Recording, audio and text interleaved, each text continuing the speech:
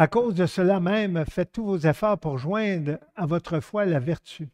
Et là, quand j'avais donné mon message la semaine dernière, j'avais décrit les 7 des 8 vertus, si on veut, ou concepts que Pierre définissait. Mais il y en a un que je n'avais pas défini, c'était la foi. Et la foi, c'est important. C'est un concept, en fait, fondamental de la Bible. On le retrouve plus de 240 fois dans le Nouveau Testament. Et combien de fois dans l'Ancien? 6 fois. 6 fois seulement. Mais la bonne nouvelle, c'est qu'il y a une fois dans l'Ancien Testament, dans le livre d'Habakkuk, au chapitre 2, où Habakkuk parle de la foi et ça a été repris à 3 reprises dans le Nouveau Testament. C'est là qu'on voit que, oups, oh, qu'est-ce que j'ai fait? Je m'excuse, là, je vous dis, c'est parce que je travaille avec 2 mains, 2 souris, 2 souris, c'est ça. Toujours, oui, page 2, page 2. Donc, intéressant aussi, le livre aux Hébreux que David a lu ce matin. Bien, c'est un des livres qui donne une présentation ou une démonstration ou une définition de la foi. Et ça dit au verset 1 de Hébreux 11, la foi est une ferme assurance des choses qu'on espère. C'est intéressant, ça. Je me souviens d'avoir appris au début de ma vie chrétienne une démonstration de celle qu'on ne voit pas. Et j'ai éprouvé le Seigneur au début de ma vie chrétienne. Je ne vous dirai pas ce que j'ai fait, mais j'ai éprouvé le Seigneur parce que je voulais voir jusqu'à quel point, le Seigneur était prêt à répondre à un jeune croyant qui, vraiment, là, j'ai vraiment fait pas des niaiseries, mais des choses, en tout cas, tu sais, pour vraiment dire, Seigneur, es-tu vraiment capable de faire des miracles? Bon, aujourd'hui, je comprends que j'étais jeune dans la foi, puis le Seigneur a eu compassion, pitié, je ne sais pas, en tout cas. Mais il a vraiment exaucé certaines prières qu'aujourd'hui, je ne referai pas, mais en tout cas. Et le verset 3 d'Hébreux 11 nous dit que c'est par la foi que nous reconnaissons que l'univers a été formé par la parole de Dieu en sorte que ce qu'on voit n'a pas été fait de choses visibles. C'est intéressant ce verset-là également. C'est bon, je commence à me suivre. La foi, c'est le fondement et la base de la vie chrétienne. Éphésiens 2, 8 à 10, je l'ai lu à quelques reprises dans mes messages. Ça dit, c'est par la grâce que vous êtes sauvés par le moyen de la foi. La foi sauve. C'est pour ça qu'on le partage à des personnes. Mais souvent, une personne, moi, la foi, j'ai appris ça à 23 ans. Je ne connaissais pas ça avant. Pour moi, la foi, c'était le nombre de multiples. Tu sais, 3 fois 7. Foi. F-O-I-S. Mais la foi, F-O-I, je ne connaissais pas ça. Moi, il y a le foi aussi, F-O-I-E. Tu sais. Mais vraiment, la foi, j'ai appris ça à 23 ans quand j'ai commencé à lire les Écritures. Et cela ne vient pas de vous, c'est le don de Dieu. Et c'est bon de savoir que la foi, c'est un don de Dieu, parce que si ça venait de nous, à cause de la faiblesse de notre foi, je pense qu'on ne ferait pas grand-chose pour le Seigneur. Ce n'est point par les œuvres. Ça, c'est intéressant, ça les met en opposition, afin que personne ne se glorifie, car nous sommes son ouvrage, ayant été créé en Jésus-Christ pour de bonnes œuvres, non pas par des bonnes œuvres, mais pour de bonnes œuvres. C'est pour ça que le Seigneur nous donne la foi, de bonnes œuvres que Dieu a préparées d'avance afin que nous les pratiquions. Lorsque vous faites une œuvre, lorsque je fais une œuvre pour le Seigneur, c'est lui qui l'a créé, cette œuvre-là, pour moi. C'est pas le fun à dire, mais on est comme un instrument entre ses mains. Mais c'est ça la réalité. On regarde Moïse, Moïse a été appelé par le Seigneur. On regarde Abraham, Abraham a été appelé par le Seigneur. On regarde Joseph dans l'Ancien Testament, il a été appelé par le Seigneur pour pratiquer des bonnes œuvres. Et ils les ont faites, ces œuvres-là. Et là, j'amène un verset, c'est-à-dire un appel que je veux faire à chaque message. La foi en Jésus, le Sauveur et Seigneur, sauve.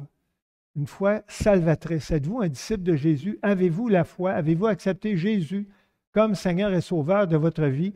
Ceux et celles qui se souviennent, la semaine dernière, j'avais parlé que Jésus avait les 2 titres, Seigneur et Sauveur. Et les 2 sont importants. S'il est seulement notre Seigneur, c'est misérable. Ça veut dire qu'on va mourir, on s'en va 6 pieds sous terre, puis c'est fini. S'il est seulement notre Sauveur, il nous sauve, mais pendant tout le temps de notre séjour sur la terre, c'est misérable. Pourquoi? Parce qu'on a besoin d'un Seigneur. Moi, j'ai besoin d'un Seigneur dans ma vie. Mon Seigneur, il intervient dans ma vie. Et si quelqu'un n'appartient pas au Seigneur Jésus, c'est impossible de pratiquer ce que ce texte enseigne et d'avoir la vie éternelle. Alors, revenons à notre message sur 2 Pierre 1, 12 à 21. Là, il n'y a pas de faute dans mes chiffres. Je les ai mis de la bonne façon. Et donc, le passage qu'on va voir aujourd'hui, ça dit, « Voilà pourquoi je prendrai soin de vous rappeler ces choses, bien que vous les sachiez et que vous soyez affermis dans la vérité présente. Et je regarde comme un devoir aussi longtemps que je suis dans cette tente de vous tenir en éveil par des avertissements. » Intéressant ce que Pierre dit ici, on va revenir un petit peu plus loin dessus. Car je sais, verset 14, que je la quitterai subitement, ainsi que notre Seigneur Jésus-Christ me l'a fait connaître. Mais j'aurai soin qu'après mon départ, vous puissiez toujours vous souvenir de ces choses. 2 fois, il mentionne ces choses, et il mentionnait également, si vous vous en rappelez, dans le message précédent.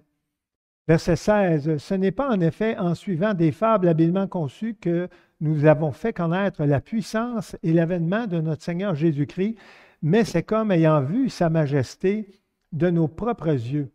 C'est spécial que Pierre, qui a passé 3 ans avec le Seigneur, l'appelle comment? La majesté. Wow. Quand quelqu'un dit ça d'un humain, je peux dire la majesté, la reine Élisabeth. Je peux le dire, ça. Je ne l'ai jamais rencontré, jamais vécu avec, jamais passé du temps dans l'intimité avec elle. Mais que Pierre, qui a passé 3 ans avec le Seigneur, l'appelle sa majesté. C'est quand même spécial. Verset 17, « Car il a reçu de Dieu le Père honneur et gloire, quand la gloire magnifique lui fit entendre une voix qui disait, « Celui-ci est mon Fils bien-aimé, en qui j'ai mis toute mon affection. » Verset 18, « Et nous avons entendu cette voix venant du ciel lorsque nous étions avec lui sur la sainte montagne. Et nous tenons pour d'autant plus certaine la parole prophétique à laquelle vous faites bien de prêter attention, comme à une lampe qui brille dans un lieu obscur, jusqu'à ce que le jour vienne apparaître et que l'étoile du matin se lève dans vos cœurs. » Tout à l'heure, je disais gloire et prophétie. Alors, verset 19, on a prophétie. Et verset 20, on l'a également. « Sachez tout d'abord vous-même qu'aucune prophétie de l'Écriture ne peut être un objet d'interprétation particulière. » C'est intéressant parce que la Bible contient plus de 1800 prophéties. Intéressant de savoir qu'on ne peut pas les interpréter n'importe comment, les prophéties. Car ce n'est pas par une volonté d'homme qu'une prophétie a jamais été apportée, mais c'est poussé par le Saint-Esprit que des hommes ont parlé de la part de Dieu. Prions. Oups. Je vais déposer ma souris. Seigneur, ce texte est très riche. L'apôtre Pierre aborde des sujets riches, parce que très, très présent dans les Écritures, la gloire et la prophétie. On voit la prophétie dans l'Ancien Testament, on la voit dans le Nouveau Testament, on voit des prophéties qui se sont réalisées et il y a des prophéties qui vont être réalisées dans le futur. Rends nos cœurs sensibles à ta parole, car c'est dans le nom de Jésus qu'on te le demande. Amen. Alors, on fait un retour sur les passages. Donc, le verset 12 qui dit « Voilà pourquoi je prendrai soin de vous rappeler ces choses. » Comme je vous ai dit, ces choses, c'était mentionné dans le premier message la semaine dernière, bien que vous les sachiez et que vous soyez affermis dans la vérité présente. Quelles sont ces choses? Dans 2 Pierre 1, versets 5 à 8, ces choses correspondent à ceci, la foi, la vertu, la connaissance, la maîtrise de soi, la patience, la piété, l'amitié fraternelle et l'amour. Je les ai appris par cœur. Je me suis dit, il faut que je les apprenne par cœur. Je me suis forcé. Je me suis donné des trucs pour les apprendre. Pourquoi? Parce qu'on doit apprendre la parole de Dieu. On doit l'apprendre. Parce que quand on se promène en auto, quand on est en train de faire du ménage ou la vaisselle, que j'aime beaucoup faire, même si le comptoir est trop bas, car si ces choses sont en vous et ils sont avec abondance, elles ne vous laisseront point oisifs, c'est-à-dire inactifs, ni stériles, c'est-à-dire sans fruit, pour la connaissance de notre Seigneur Jésus-Christ. Et ça, c'est 2 choses qu'on veut fuir, l'oisiveté et la stérilité. Un chrétien qui est oisif, c'est dur de servir le Seigneur. Un chrétien qui est stérile, c'est dur de servir le Seigneur. Pourquoi? Parce qu'on ne porte pas de fruits. Parce qu'on est oisif, c'est-à-dire qu'on ne sait pas vraiment ce qu'on fait. Je change quelque chose. En passant, quand je souligne un texte, c'est que ce texte-là que je souligne, dans ce cas-ci, c'est bien que vous les sachiez. On peut se demander pourquoi Pierre parle de quelque chose que ses auditeurs savent. Pourquoi? savez pourquoi? Parce que, comme tous les humains, les personnes qui lisaient la lettre de Pierre avaient besoin de répétition. Moi, je me souviens quand j'ai eu ma formation à l'école, j'en ai eu plusieurs, là, primaire, au secondaire, au cégep, puis à l'université. Il y a des fois, je me disais, mais pourquoi le prof répète? Vous savez pourquoi? C'est la même raison que quand j'étudiais, je relisais le même texte plusieurs fois, pas juste une. Pourquoi? Parce que si tu lis juste une fois, tu ne retiens pas. Tu lis 2 fois, oups, tu retiens un peu plus. Tu lis 3 fois, là, tu dis, je perds-tu mon temps? Non. Parce que tu sais qu'à l'examen, tu risques d'avoir une question sur un sujet et la seule façon de retenir cette information-là, c'est de la lire plusieurs fois. Alors, si vous n'êtes pas convaincu, c'est quelque chose que moi, en tout cas, j'ai appris. Dans Philippiens 3, il est écrit, l'apôtre Paul nous dit ceci, « Au reste, mes frères, c'est Paul qui parle, pas Pierre. Réjouissez-vous dans le Seigneur, je ne me lasse point de vous écrire, quoi? Les mêmes choses. » Paul avait également compris ce concept-là, que c'est par répétition que les personnes retiennent. Et pour vous, cela est salutaire. Puis là, il dit, tout de suite au verset 2, prenez garde aux chiens, prenez garde aux mauvais ouvriers, prenez garde aux faux circoncis. Imaginez-vous, c'était quelque chose, là. C'était important qu'il répète. Pourquoi? Parce que des chiens, des mauvais ouvriers puis des faux circoncis, il y en avait dans les églises à l'époque. Donc, c'est un concept qui est vraiment fondamental, la répétition pour l'apprentissage. Au verset 13, il dit, « Je regarde comme un devoir aussi longtemps que je suis dans cette tente. » C'est Pierre qui parle. Dans cette tente, je ne sais pas si vous avez déjà fait du camping, moi j'en ai fait beaucoup. Une tente, là, ce n'est pas un palais, c'est tout petit. Pourquoi je vous dis ça? Parce que j'ai, entre autres, le plus long voyage que j'ai fait dans ma vie, la plus longue expérience de camping, ça a duré au-dessus de 30 jours. Je dormais dans ce qu'on appelle une tente cercueil. Vous savez pourquoi ils appellent ça une tente cercueil? Parce que c'est bas, c'est étroit. On était 2 là-dedans. Moi, puis un autre gars qui était plus petit que moi, mais plus large que moi. Ça veut dire que mes épaules étaient à côté d'un bord, sur la tente, et de l'autre bord, sur le gars. Puis, à un bout, mes pieds touchaient le bout de la tente, et ma tête touchait l'autre bout de la tente. On a passé au-dessus de 30 jours là-dedans. Je peux vous dire que vivre dans une tente, ça va pour une nuit ou 2 ou 3, mais quand tu passes au-dessus de 30 nuits, on avait passé 35 nuits, en fait, dans cette tente-là, c'était quelque chose. Et là, j'ai écrit, si l'apôtre Pierre était l'ancêtre des papes, il n'aurait jamais vécu dans une tente. Parce qu'il y en a qui pensent que l'apôtre Pierre, c'est l'ancêtre des papes. Mon frère est allé visiter le Vatican. Peut-être ça vous dit, je n'ai pas dit le fatigant. J'ai dit le Vatican. Et mon frère a été estomaqué de voir la richesse du Vatican. Il n'est pas croyant, mon frère. Mais quand il a vu la richesse du Vatican, et il a vu la pauvreté des Italiens qui vivent autour, il s'est dit, ça n'a pas d'allure que ceux qui sont supposés de représenter Dieu vivent dans l'opulence, c'est-à-dire la richesse extrême, alors que le peuple vit dans la misère, pauvreté. Il était estomaqué par ça. L'apôtre Paul a utilisé la même formulation dans 2 Corinthiens 5. Imaginez-vous, Pierre et Paul, je ne sais pas s'ils se sont parlé, mais il y avait les mêmes concepts qui revenaient souvent. Nous savons en effet que si cette tente où nous habitons sur la terre est détruite, nous avons dans le ciel un édifice qui est l'ouvrage de Dieu, une demeure éternelle qui n'a pas été faite de main d'homme. Wow! Quelle richesse! Ça, c'était l'espérance de Paul, c'était l'espérance de Pierre. Pierre n'est pas l'ancêtre des papes. C'est un homme simple, un homme humble, qui partageait cette simplicité et cette humilité. Toujours au verset 13, il parle de tenir en éveil les personnes à qui il écrit par des avertissements. Et là, j'ai pensé à quelque chose d'intéressant. Les avertissements visent à nous éviter des problèmes. Observez les voitures récentes. Regardez les annonces à télé. Ils ne parlent pas du moteur, ils ne parlent pas de la performance, sauf des annonces où ils veulent mettre en valeur la performance, mais souvent, ils vont parler des fonctions de sécurité nombreuses et sophistiquées pour nous garder en éveil par des avertissements. Ce n'est pas une blague, là. Et moi, j'ai vécu une situation sur la route du parc. C'est pour ça que j'ai écrit, j'en ai moi-même été bénéficiaire un jour sur la route du parc. Si notre véhicule, Aliette et moi, n'avait pas eu ces fonctions de sécurité-là très avancées, j'aurais eu un grave accident. Ce n'est pas une blague, là. Un matin, petite tempête de neige. C'est fou, là, comment les fonctions de sécurité m'ont sauvé la vie, littéralement. Alors, soyons attentifs aux avertissements que les auteurs bibliques nous communiquent. Ils ont été inspirés par le Saint-Esprit. Pourquoi? Pour notre bien-être quotidien. C'est pour ça que Pierre, c'est-à-dire, parle de tenir en éveil ses lecteurs par des avertissements. Un avertissement, ce n'est pas là pour rien. Il y a des fonctions pour ça, il y a des raisons pour ça. Verset 14, « Car je sais que je la quitterai. » Quitter quoi? La terre, subitement, ainsi que notre Seigneur Jésus-Christ me l'a fait connaître. Jésus connaît notre vie et il connaît également le moment de notre départ.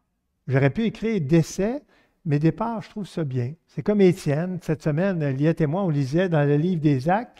Et Étienne, peut-être vous vous en souvenez pas, c'est le premier martyr. On n'aime pas ça, en voir ce mot-là. Et si vous lisez dans les versets précédents, Étienne, c'était un homme qui avait été nommé pour le service aux tables. Certains disent que c'était les diacres qui avaient été instaurés. J'ai lu des commentateurs qui ne disaient pas ça, mais peu importe. Lorsqu'il a été nommé pour servir aux tables, ça dit que c'était un homme qui était rempli de l'Esprit. Imaginez-vous Étienne rempli de l'Esprit, il se fait nommer pour servir aux tables, et là, il est pris à un moment donné dans une situation où il doit s'exprimer devant des Juifs, et les Juifs décident de le prendre à partie. Ils le prennent à partie, ils le lapident, ils le tuent. Si vous êtes convaincu que parce que vous êtes un bon chrétien, une bonne chrétienne, vous allez vivre longtemps, j'ai une mauvaise nouvelle pour vous. Beaucoup de personnes dans la salle sont plus âgées que Jésus l'a été quand il est décédé. Beaucoup de personnes sont plus âgées que Jean-Baptiste et que d'autres personnes qui ont servi le Seigneur et qui étaient très fidèles. Étienne, c'est un exemple comme ça. Il a été fidèle jusqu'au bout. Et lapidé en passant, j'essayais d'imaginer pendant que je lisais ça avec Liette cette semaine, ce n'est pas une mort facile. Il y a des morts qui sont pas mal plus douces que ça. C'est dur. Tu ne reçois pas un caillou, tu reçois des roches et tu en reçois jusqu'à temps que tu es mort. Ça fait mal. Et c'est un homme qui était fidèle. C'est un homme qui était rempli de l'Esprit, nous dit les Écritures. Jean 21, 17 à 19 nous dit, Jésus parle à Pierre et lui dit, « Paie mes brebis. En vérité, je te le dis, quand tu étais plus jeune, tu te saignais toi-même. » Se ceindre, ça veut dire attacher une ceinture autour d'un vêtement, parce qu'à l'époque, il n'y avait pas des pantalons comme nous avec des ceintures. Et tu allais où tu voulais. Mais quand tu seras vieux, tu étendras tes mains et un autre te ceindra et te mènera où tu ne voudras pas. Il dit cela pour indiquer par quelle mort Pierre glorifiait Dieu. Imaginez-vous. Jésus a fait une prophétie là-dessus et Pierre, on ne sait pas exactement. Il y a des hypothèses sur comment il est mort, mais ce n'est pas écrit dans les Écritures. Verset 15. Pierre dit, « Mais j'aurai soin qu'après mon départ, vous puissiez toujours vous souvenir de ces choses. » Wow! Imaginez-vous, on est en quelle année? 2022! Et on peut se souvenir de ces choses, nous. Et les croyants de toute époque, de toute l'histoire chrétienne, ont pu se souvenir de ces choses à travers le temps. Et ça s'est rendu jusqu'à nous. Et normalement, ça va continuer jusqu'à la fin des temps ou jusqu'au retour du Seigneur, disons. En tout cas, Pierre savait que sa lettre était voulue de Dieu. Et non seulement les lecteurs de son époque ont pu toujours se souvenir de ces choses, mais les chrétiens tout au long de l'histoire, même nous en 2022. Et ces choses, rappelez-vous tout à l'heure, je vous l'ai dit, c'était les 8 vertus que Pierre avait mentionnées au début du chapitre 1 de 1 Pierre 2.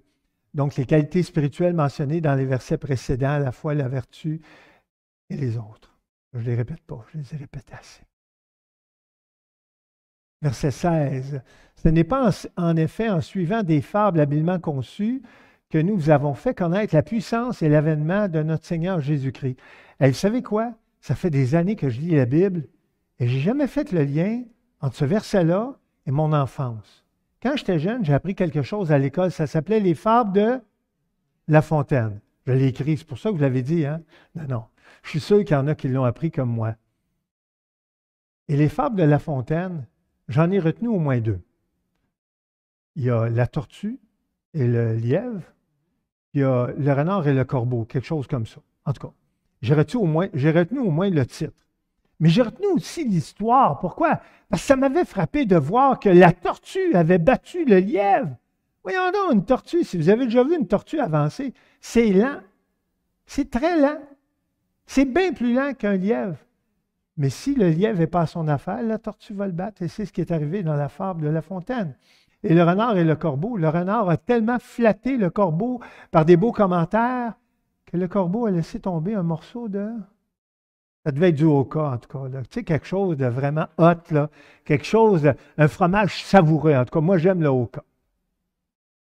Et donc, les fables habilement conçues, là, c'est la troisième phrase en jaune, sont des apologues. Ceux qui ne savent pas c'est quoi, je ne le savais pas non plus avant de préparer le message. Une apologue est un court récit fictif concernant une morale. Et ça peut être divertissant et intéressant, une fable, mais ça n'arrive pas du tout avec la richesse et la vérité de la Bible, la parole de Dieu. Et c'est pour ça que Pierre dénonce les fables habilement conçues. En passant, habilement, là, rappelez-vous, La Fontaine, c'était habile la construction de ces fables. Mais malheureusement, ça n'avait rien à voir avec la richesse de la parole de Dieu. Je me débrouille bien avec ma main gauche, malgré tout. Et là, j'ai souligné la puissance et l'avènement de notre Seigneur Jésus-Christ. Pourquoi? Parce que dans Marc 13, il est écrit, et ça c'est une prophétie, c'est Jésus qui parle, alors on verra le Fils de l'homme. C'est qui le Fils de l'homme? C'est Jésus. On verra le Fils de l'homme venant sur les nuées avec une grande puissance et avec gloire. J'ai une bonne nouvelle à vous dire. Cette prophétie-là n'a pas été réalisée. En tout cas, ceux qui pensent, vous me direz quand est-ce qu'elle a été réalisée. Je ne pense pas, selon ma connaissance. Dans Jacques 5, une autre prophétie, « Soyez donc patients, frères », et là c'est Jacques qui parle, « jusqu'à l'avènement du Seigneur ». Il était question de l'avènement de notre Seigneur Jésus-Christ au verset 16, et Jacques reprend le même concept. Et au verset 8 de Jacques 5, il dit, « Vous aussi, soyez patients, affermissez vos cœurs, car quoi? L'avènement du Seigneur est proche. » Deux fois, dans deux versets consécutifs, Jacques mentionne l'avènement du Seigneur. Bonne nouvelle, ça non plus, ce n'est pas encore réalisé, ça s'en vient. Formidable, hein, les prophéties. Il y en a plusieurs qui ont été réalisées, mais il y en a plusieurs qui restent à réaliser. Verset 16, ce n'est pas, bon, en fait, c'est la fin du passage. C'est comme ayant vu sa majesté de nos propres yeux. Et là, je me suis demandé dans quel passage on voit Pierre qui a vu sa majesté. Dans Luc 5, il est écrit, quand il vit cela, et là, c'est Pierre qui parle, et c'était le fruit, j'ai comme de quoi dans l'œil. Ça doit être une bébête qui m'est arrivée dans l'œil. Mes lunettes, ça m'étonnerait.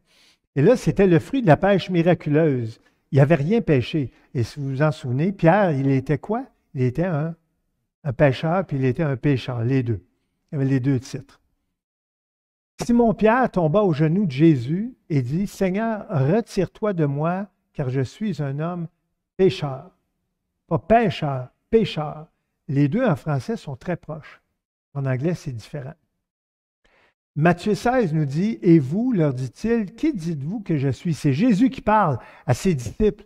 Et il y en a un qui donne la bonne réponse. Simon-Pierre répondit, « Tu es le Christ, le Fils du Dieu vivant. » C'est une grande déclaration. Et selon moi, c'est pour ça que Pierre a dit dans 2 Pierre 1,16, « Ayant vu sa majesté de nos propres yeux. » Wow!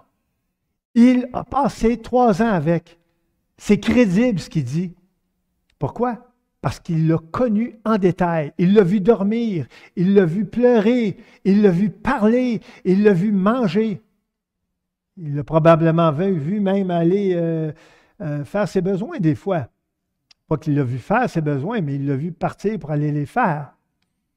Et au verset 17, ça dit, « Car il a reçu de Dieu le Père honneur et gloire, quand la gloire magnifique lui fit entendre une voix qui disait, « Celui-ci est mon Fils bien-aimé, en qui j'ai mis toute mon affection. » La définition de gloire, une des définitions que j'ai vues, c'est une considération, un renom qui va à quelqu'un dont le courage, le mérite, la valeur, le talent sont reconnus.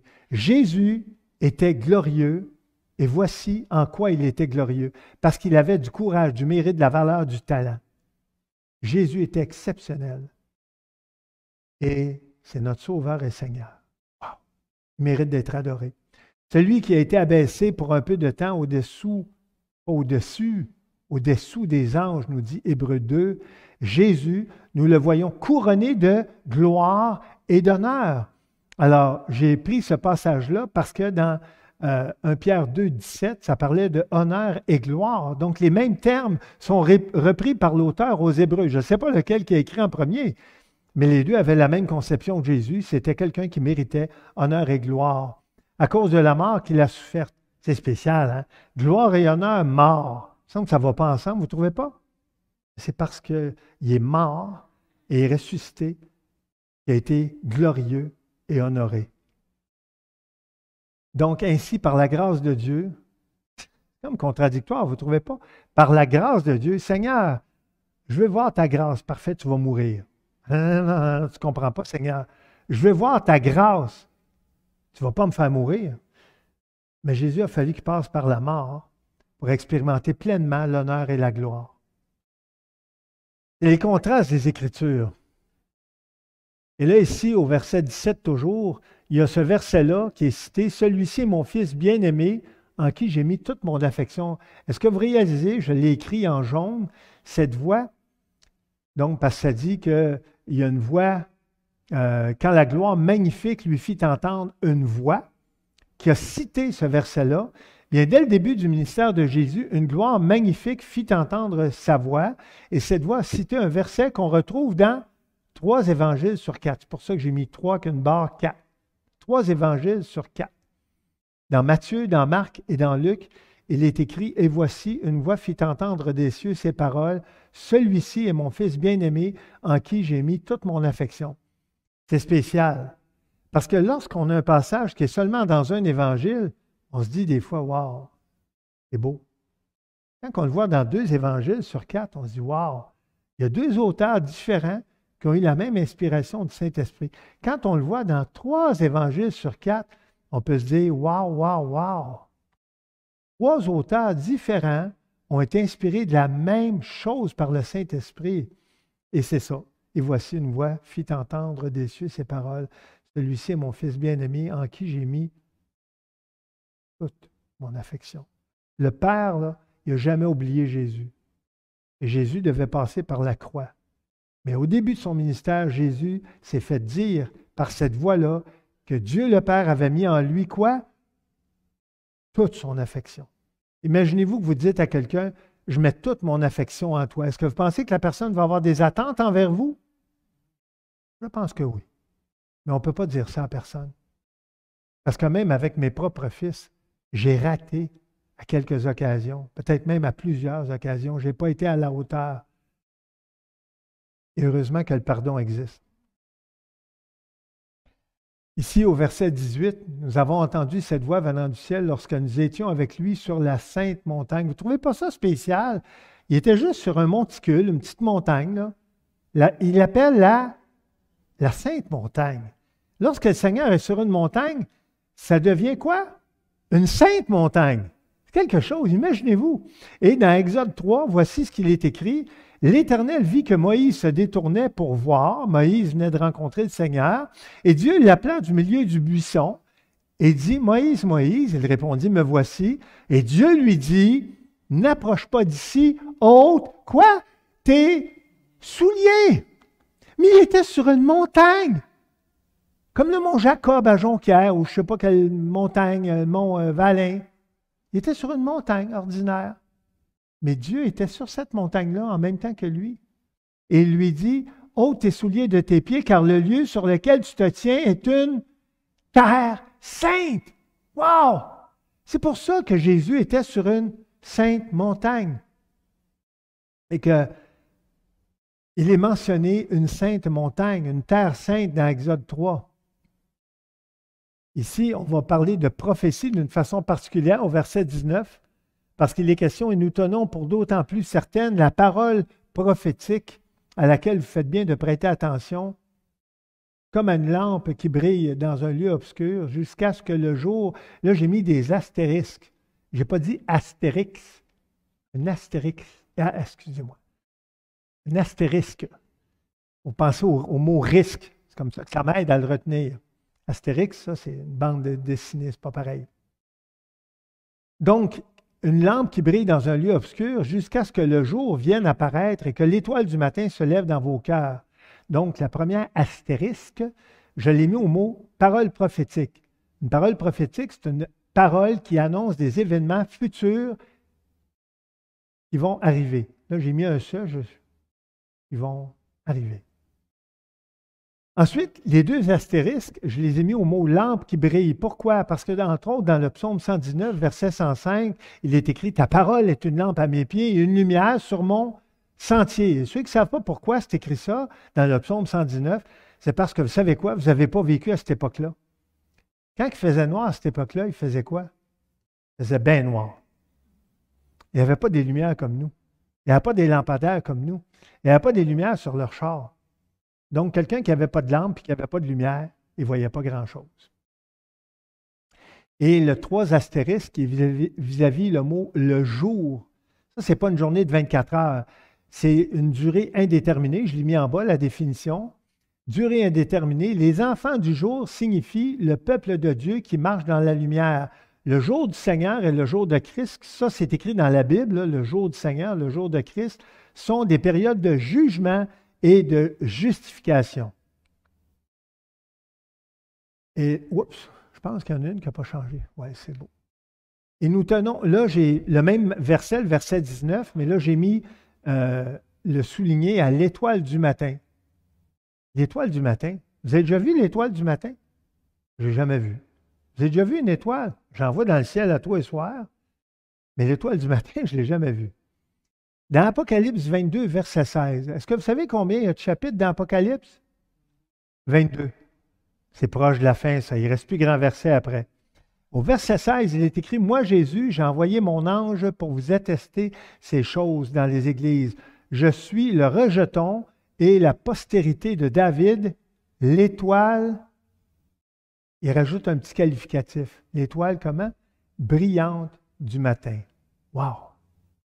Voici un terme, une expression qui est utilisée pour Jésus, que Pierre utilise et que Jean utilise dans l'Apocalypse. Deux auteurs différents qui utilisent essentiellement la même expression. Verset 20.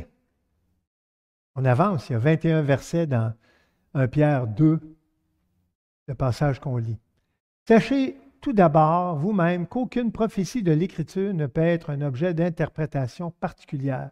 Vous allez voir dans le dictionnaire biblique de Easton, pas Eaton. Eaton, c'était un magasin qu'on avait autrefois à Montréal. Il va en avoir ailleurs, mais en tout cas. Donc, dans le dictionnaire biblique de Easton, il est écrit qu'une prophétie, c'est la prédiction d'un événement futur qui allait se réaliser. Et c'est d'autant plus vrai dans les Écritures, comme je vous ai dit, il y a au-dessus de 1800 prophéties. Elle a été définie comme un miracle de la connaissance, une déclaration, une description ou une représentation de quelque chose de futur. La grande prédiction qui parcourt comme un fil d'or tout le contenu de l'Ancien Testament est celle concernant la venue et l'œuvre du Messie. Et c'est pour ça que lorsqu'on lit le Nouveau Testament, on s'aperçoit dès le début que la venue de Jésus, ce n'est pas rien. Lisez l'Évangile de Luc, les premiers chapitres, vous allez voir que la venue de Jésus, là, c'était quelque chose de spécial. La grande utilité de la prophétie était de perpétuer la foi. Ceux et celles qui ne savent pas pourquoi la prophétie existe, imagine, tu dis à quelqu'un, dans 2 ans, là, il va arriver quelque chose dans ta vie. Il va y avoir un gros changement dans ta vie. La personne va te dire, mais c'est quoi ce gros changement-là? Je ne te le dis pas, mais tu vas voir dans 2 ans. Vous savez quoi? Cette personne-là, là, vas-tu y penser à ce qui va arriver dans 2 ans? J'imagine que oui. Elle va être curieuse, hein? Donc, ça va perpétuer sa foi. Là, je saute, j'avais mis une petite définition de prophétie, en fait, là, mais je vais juste avancer un peu plus. Au verset 21, « Car ce n'est pas par une volonté d'homme qu'une prophétie a jamais été apportée, mais c'est poussé par le Saint-Esprit. » Ça, il faut le comprendre. Une prophétie, ce n'est pas un hasard, ce n'est pas des paroles en l'air. C'est poussé par le Saint-Esprit, inspiré par le Saint-Esprit que des hommes ont parlé de la part de Dieu. Dans Jérémie 23, je vais loin là, pour aller chercher cette référence-là. « Voici, dit l'Éternel, j'en veux aux prophètes qui prennent leur propre parole et la donnent pour ma parole. Dieu était fâché parce qu'il y a des personnes qui prenaient leur parole et qui la présentaient comme étant quoi? La parole de Dieu. Et ce n'était pas le cas. Voici, dit l'Éternel au verset 32, j'en veux à ceux qui prophétisent des songes faux, qui les racontent et qui égarent mon peuple par leurs mensonges. Je ne les ai pas envoyés, je ne leur ai point donné d'ordre, et ils ne sont d'aucune utilité à ce peuple, dit l'Éternel. Quelque chose en passant. Et un prophète qui avait une fausse prophétie dans l'Ancien Testament. Oups, excusez-moi, je m'excuse. David, tu aurais dû me faire signe. Je n'étais pas à bonne diapo. Désolé. Donc, on est rendu à 32. Car ce n'est pas par une volonté d'homme, donc poussé par le Saint-Esprit. Deux passages ici dans Luc 1, Marc 13. Dans Luc 1, un passage extraordinaire. Zacharie, le père de Jean-Baptiste, fut rempli du Saint-Esprit et il prophétisa en ces mots. Puis là, on voit sa prophétie. Dans Marc 13, il est écrit, « Quand on vous amènera pour vous livrer, ne vous inquiétez pas d'avance de ce que vous aurez à dire, mais dites ce qui vous sera donné à l'heure même, car ce n'est pas vous qui parlerez, mais qui? L'Esprit Saint. » Et c'est ça la beauté de la prophétie qui vient de l'Esprit Saint. Et que ce n'est pas des paroles humaines, c'est des paroles divines. Jean 14, 26 nous dit, « Mais le Consolateur, l'Esprit Saint, » c'est intéressant, le consolateur. Le consolateur. On a-tu besoin des fois d'être consolé? Ah, je suis peut-être le seul, en tout cas. Ça m'arrive. Ça m'est encore arrivé cette semaine. J'avais besoin d'être consolé. J'ai beau mesurer 6 pieds 3, avoir un certain gabarit. Ça m'arrive d'avoir besoin d'être consolé. Qui va me consoler? Un psychologue? Un psychiatre? Peut-être. Mais les Écritures nous présentent l'Esprit Saint qui est en nous, les croyants, comme quoi? Comme un consolateur. Wow! C'est important de le savoir. Parce que trop souvent, on va ailleurs quand on a besoin d'être consolé. Mais le consolateur, l'Esprit Saint que le Père enverra en mon nom, vous enseignera toutes choses et vous rappellera tout ce que je vous ai dit. Quel est ce lien? Quel est le lien entre ce verset et la Bible, la parole de Dieu? Bien, les auteurs de l'Ancien Testament et du Nouveau Testament ont tous eu la même source d'inspiration, l'Esprit Saint, le Saint-Esprit de Dieu, l'Esprit de Christ. C'est lui qui leur a enseigné toutes choses. C'est lui qui leur a rappelé tout ce que Jésus leur avait dit. Et là, je vous pose une question. Lisez-vous la Bible? Est-ce que vous réalisez que c'est la parole même de Dieu, la Bible? Si vous attendez au dimanche matin pour avoir un enseignement sur la Bible, c'est pas mauvais. Mais qu'est-ce que vous faites les 6 autres jours de la semaine? On a besoin de manger quand? À tous les jours. Une fois par jour. Et si vous mangez une fois par jour, vous êtes bon. Moi, si je mange une fois par jour, je vais manger mes bas le reste du temps, là. J'ai besoin de me nourrir tous les jours. Ça ne veut pas dire que je vais lire la Bible 3 fois par jour, ou 4 fois ou 5 fois, mais j'ai besoin de la méditer puis de la lire tous les jours. C'est la parole de Dieu, la parole de Christ. Ça fait du bien.